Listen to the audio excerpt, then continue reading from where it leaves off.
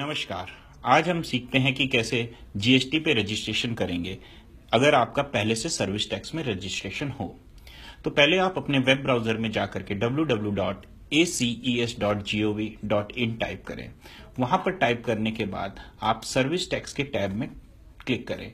Service tax के tab में click करने के बाद लॉगिन कर जाएं अपने सर्विस टैक्स की आईडी पे। वहां पर आपको दो ऑप्शन दिखेंगे, ईमेल आईडी और मोबाइल नंबर अपडेट करने का, और दूसरा option provisional ID for GSTN पे क्लिक करने का। तो आप सेकंड ऑप्शन पर क्लिक करें। जैसे ही आप सेकंड ऑप्शन पर क्लिक करेंगे आपको provisional ID for GST and provisional password दिखाई देगा। उसके बाद आपको एक नया टैब खोलना है जिसमें आपको gst.gov.in टाइप करना है। उसमें आप टाइप करने के बाद न्यू यूजर लॉगिन पर क्लिक करिए। न्यू यूजर लॉगिन पर क्लिक करते ही आपको एक नया स्क्रीन दिखाई देगा जहां पर आई एग्री वाले टर्म्स एंड कंडीशन पर क्लिक करके कंटिन्यू का बटन दबाना है।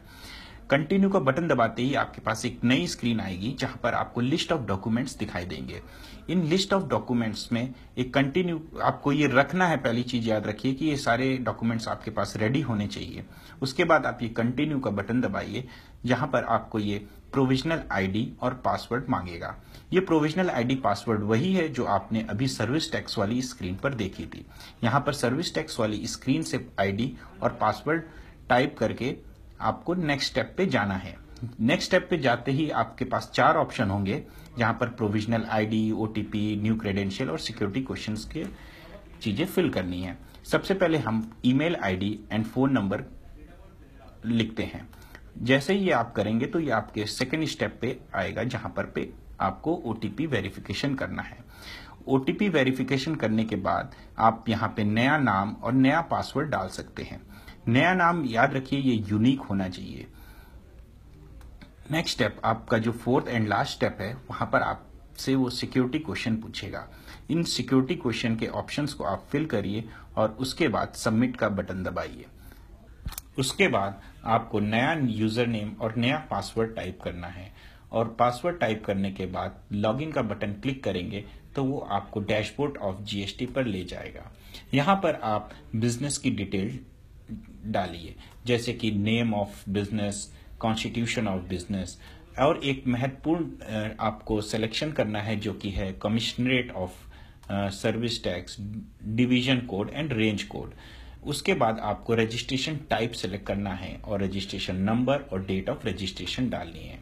साथ के साथ आपको proof of constitution of business attach करना है।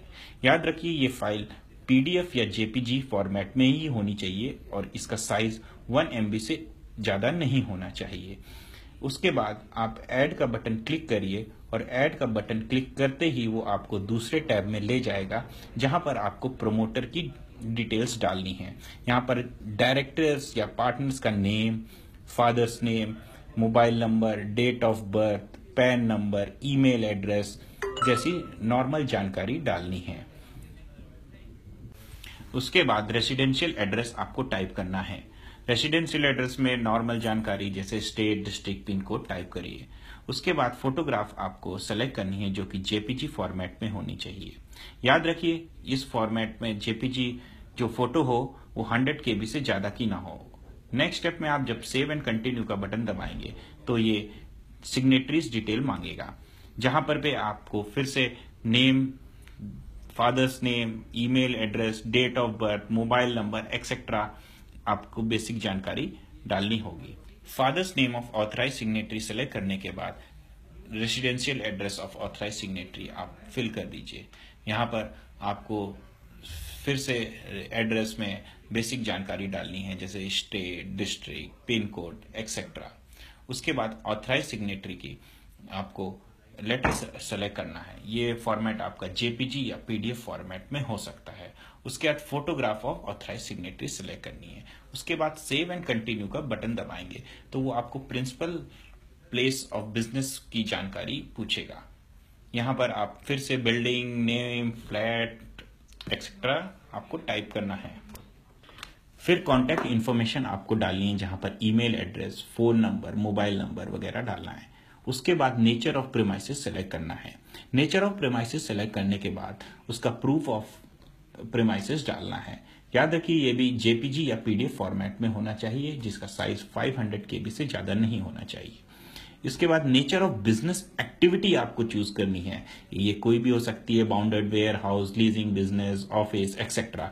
इसके बाद आपको नेक्स्ट स्टेप में एक बटन दिखाई देगा जहां पर आपके पास additional place of business choose करने का ऑप्शन होगा। अगर आप यहां पे यस करते हैं तो आपको एक एडिशनल बिजनेस की एड्रेस वगैरह डालना है।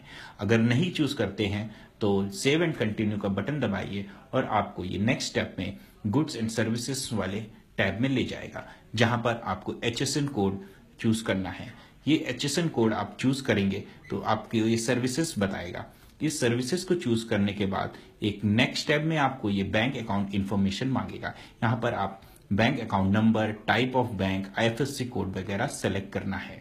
IFSC कोड सेलेक्ट करने के बाद आपको यहां पर बैंक स्टेटमेंट की फर्स्ट पेज की कॉपी अपलोड करनी है, जहां पर एड्रेस होना चाहिए।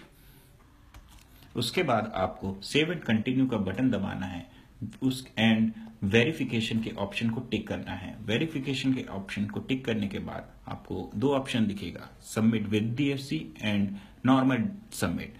जैसे ही आप इसको टिक करेंगे और DSC वगैरह आप इसमें ऑथराइज कर देंगे, आपको एक वेरिफिकेशन की स्क्रीन दिखाई देगी और उसके बाद आपका GST रजिस्ट्रेशन कंप्लीट हो जाता है।